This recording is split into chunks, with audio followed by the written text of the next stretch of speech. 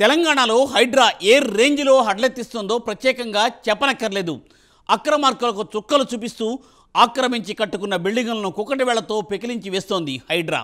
మరి ఆంధ్రప్రదేశ్లో కూడా హైడ్రా రాబోతోందా? ఈ వార్తతో ఇప్పుడు వైసీపీ నేతలు హడలెత్తిపోతున్నారా? గత ప్రభుత్వంలో కబ్జాలకు పాల్పడింది ఎవరు? అక్రమ కట్టడాల చిట్టా సర్కారుకు చిక్కిందా?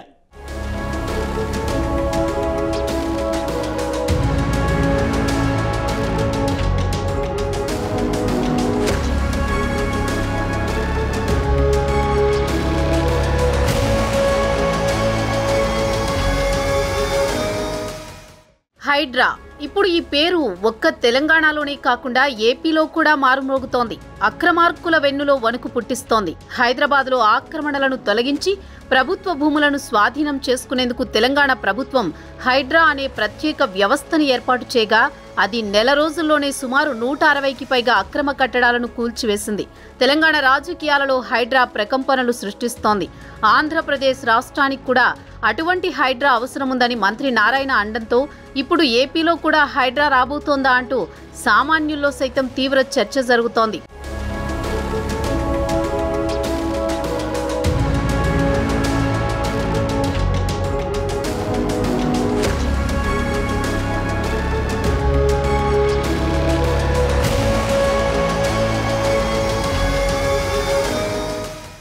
ఏపీలో హైడ్రాకు సంబంధించి మంత్రి నారాయణ సంచలన కామెంట్స్ చేశారు. గత 5 ఏళ్లలో రాష్ట్ర వ్యాప్తంగా భారీగా భూకబ్జాలు జరిగాయి. ముఖ్యంగా రాజధాని పేరుతో విశాఖలో భారీగా భూకబ్జాలు జరిగాయి. కనుక కబ్జాదారులు స్వచ్ఛందంగా తమ భవనాలను కూల్చివేసి తొలగించుకుంటే మంచిది, లేకుంటే ప్రభుత్వమే వాటిని కూల్చివేస్తుంది మంత్రి నారాయణ హెచ్చరించారు. దీంతో ఒక్కసారిగా వైసీపీ నేతల్లో కలకలం రేగినట్లయింది. రాష్ట్రంలో 123 మున్సిపాలిటీస్ ఉంటే ప్రతి దాంట్లో ఏదైతే ప్రభుత్వ స్థలం పార్కులుగా వచ్చేదని 100% ఎవరైనా వదిలేయాల్సిందే.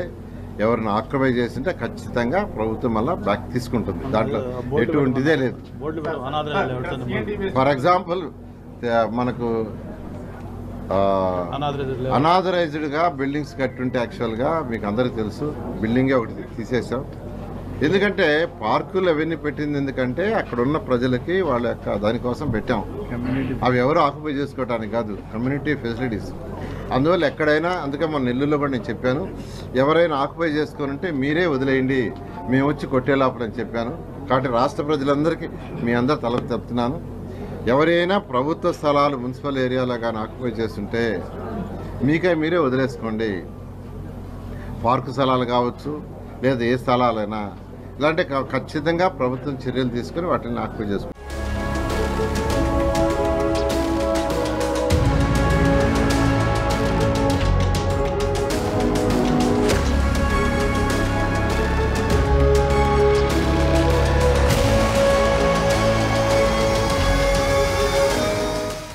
తెలంగాణ రాష్ట్రం ముఖ్యంగా హైదరాబాద్ శరవేగంగా అభివృద్ధి చెందుతుండటంతో భూముల ధరలు ఎకరా 60 నుంచి 100 కోట్ల వరకు చేరుకున్నాయి.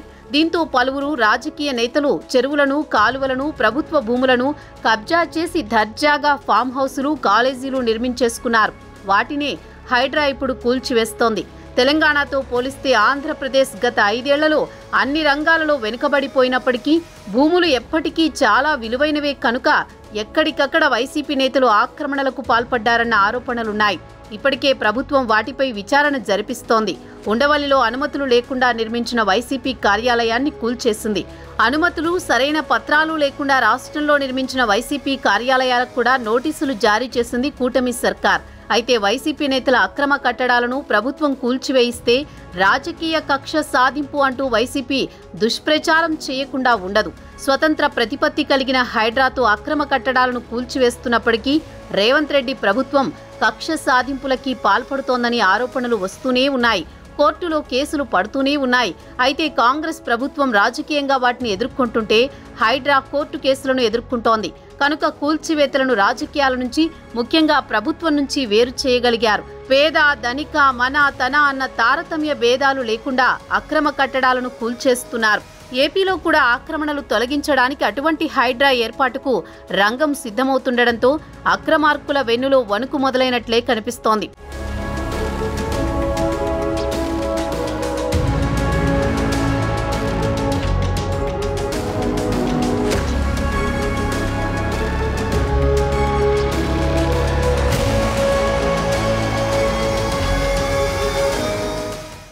వారు వీరు అని చూడమని, ఎవరైనా ఒక్కటే అంటూ హైడ్రాకు ఫుల్ పవర్స్ ఇచ్చి రేవంత్ రెడ్డి ఒక కొత్త ట్రెండ్కి తెరతీశారు.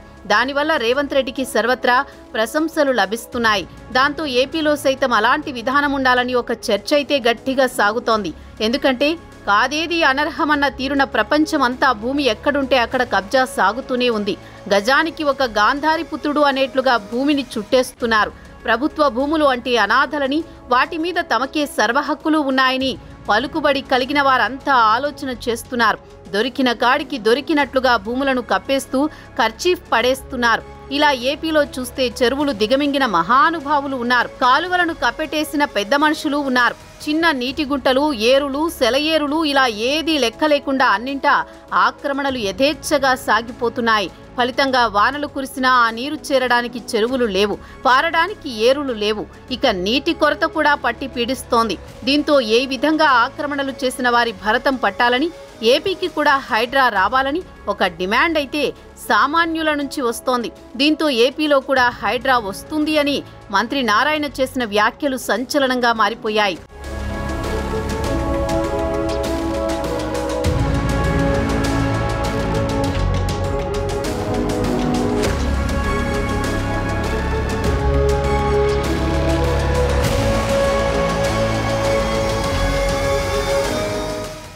గత వైసీపీ హయాంలో ప్రభుత్వ భూములనే కాదు, ఆఖరికి పార్కులను కూడా ఆక్రమించారని టీడీపీ ఆరోపిస్తోంది. అయితే ఒక్క జగన్ హయాంలోనే కాకుండా టీడీపీ హయాంలో కూడా కబ్జాలు జరిగాయని వైసీపీ నేతలు అంటున్నారు.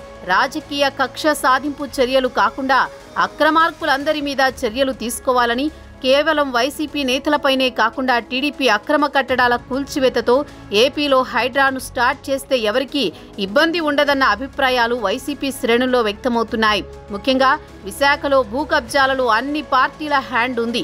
అలాగే ఏపీలో జరిగిన భూ కబ్జాలలో అందరూ ఉన్నారు. దాంతో ప్రభుత్వ భూమిని ఎవరు ఆక్రమించుకున్నా హైడ్రా లాంటి వ్యవస్థ రాజకీయాలకు అతీతంగా తన పని తాను చేసుకుని పోయేలా ఉండాలని కోరుతున్నారు.